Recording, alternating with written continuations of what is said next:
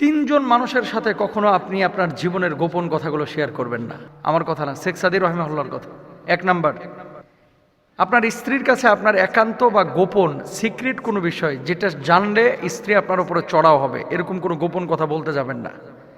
কিছু কিছু স্বামী আছে, ওরে বাবারে বাবা, ভালোবাসায় আহ্লাদিত হয়ে গদগদ হয়ে বিয়ের আগে 36টা প্রেম করেছে, এটা বউয়ের কাছে বলে। জাহেল কোথাকার। এরকম কিছু লোক আছে, এখন ব্যাখ্যা করলে অনেক সময়ের প্রয়োজন। জ্ঞানহীন মূর্খের কাছে কোনো গোপন কথা প্রকাশ করবেন না, যে লোকটার মুখে পেটে কথা থাকে না। কিছু লোককে যদি বলেন যে ভাই এই কথাটা বলেন না কাউকে, ও আরো বেশি বলে ওইটা।